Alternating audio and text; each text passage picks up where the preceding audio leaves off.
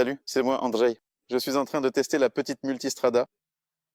Ça m'arrive souvent, je dirais dans 95% des cas, que lorsque je roule sur le même modèle de Ducati, avec une plus petite cylindrée, il s'avère qu'il est plus agréable et plus sympa à conduire.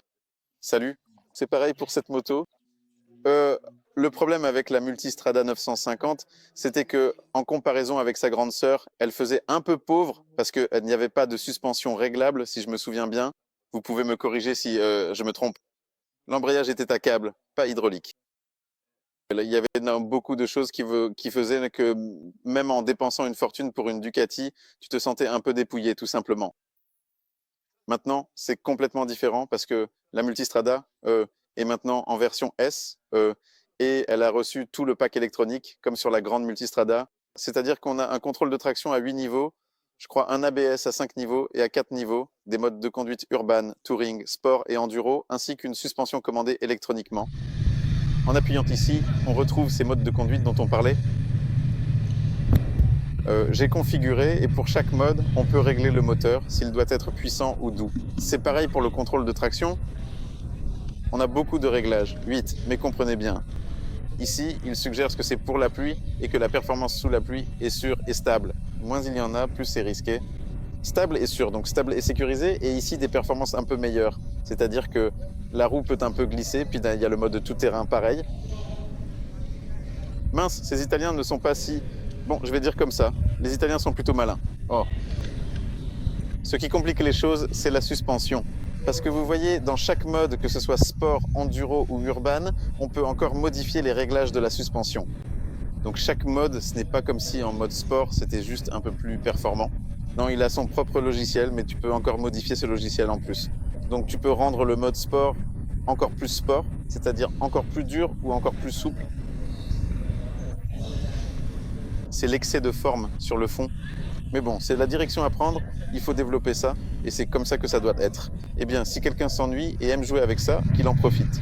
Croyez-moi, cela n'a vraiment pas beaucoup d'influence sur la vitesse en virage. On sent la différence dans le fonctionnement de cette suspension, mais à mon avis, il y a tout simplement trop de réglages. D'autant plus que, comprenez bien, on peut encore télécharger l'application Ducati, et dans cette application Ducati, tu règles déjà la suspension, tu connectes la moto, et ensuite tu peux choisir des modes, ou un pote en crée un. Bon, maintenant ce mode-là, mon réglage comme ceci, et là, boum, boum, boum.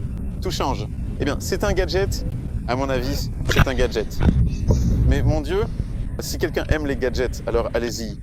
La suspension à commande électronique n'est disponible que sur la version S, car sur la version standard, on a une suspension classique. Mais cette fois-ci, elle a aussi reçu un réglage par vis. Mais bon, on va y revenir dans un instant.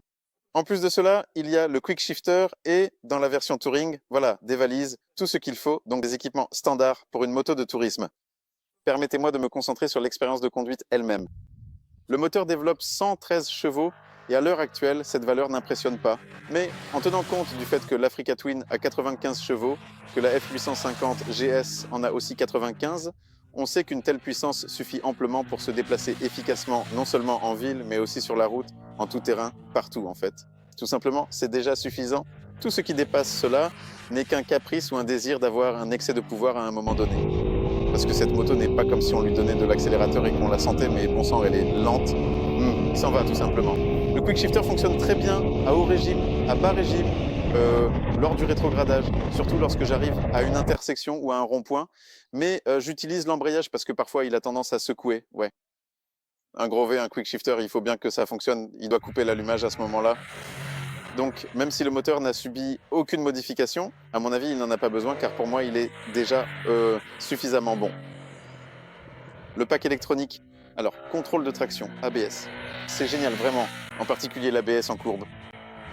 On roule différemment sur ces motos maintenant. On entre dans les virages, c'est vrai, ici on a des virages géniaux parce qu'on est en Espagne, mais il y a aussi des virages en Pologne et on peut aller en Tchéquie, en Slovaquie, où on veut. D'ailleurs, c'est une moto de tourisme pour aller en Italie, en Espagne. On entre dans ces virages et on peut freiner très fort, même si jamais on voit des cailloux, une chèvre, n'importe quoi. On appuie simplement sur le frein et on n'a pas le stress que l'avant décroche. Tout simplement, la moto perd de la vitesse sans se redresser. C'est vraiment génial. Ça apaise vraiment beaucoup, surtout si on roule de façon dynamique. Ce qui, à mon avis, reste encore à améliorer, c'est la suspension électronique. Parce qu'elle réagit quand on la passe en mode sport, enduro ou autre. Mais comprenez-moi bien, elle réagit lors de ces longues compressions, appelons-les ainsi, du travail de la suspension, c'est-à-dire sur les longues irrégularités. Et quand on est en mode enduro, sur du mou, alors là, elle va flotter un peu. Si on est en mode sport, elle se stabilise plus rapidement. Mais cela n'a toujours pas d'impact sur l'absorption des petites irrégularités. Et ici, la suspension est un peu ferme, pour être honnête.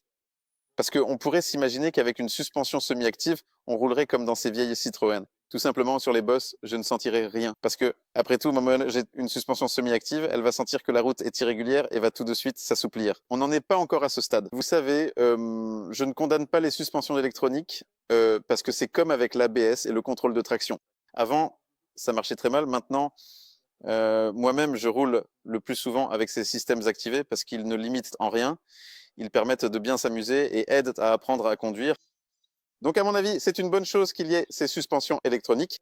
Si vous voulez avoir ce genre de gadget, eh bien, pourquoi pas. Mais rappelez-vous que pour l'instant, à mon avis, ce n'est qu'un gadget. Il me semble qu'une bonne suspension à réglage mécanique ne fonctionnerait certainement pas moins bien dans les conditions actuelles, et peut-être même un peu mieux. Peut-être que c'est pour cela que la Multistrada 950 classique n'est pas avec nous, pour qu'il ne s'avère pas que tous ces gadgets électroniques ne nous sont finalement pas si indispensables. En dehors de cela, la moto est vraiment charmante. C'est vraiment très agréable de rouler avec cette machine. Voilà que monsieur me presse déjà. Surtout dans les virages, à mon avis, c'est l'un des meilleurs routiers pour rouler vite dans les courbes. L'adhérence mécanique, la sensation de ses pneus, c'est tout simplement incroyable. On roule avec un tel débattement que l'on pense déjà être à la limite de l'inclinaison, mais il en veut encore et encore, ce qui nous donne un immense sentiment de confiance. Désolé, mon temps est écoulé, donc je ne peux pas continuer à parler. Je vais tout décrire pour vous dans le magazine, puis cela devrait aussi apparaître sur le site internet. On en parlera partout. Quoi qu'il en soit, la petite Multistrada. Ne l'appelons pas petite. La Ducati Multistrada Palagrande est vraiment une machine formidable. On peut vraiment en avoir envie. Je suis d'accord avec ça, cordialement.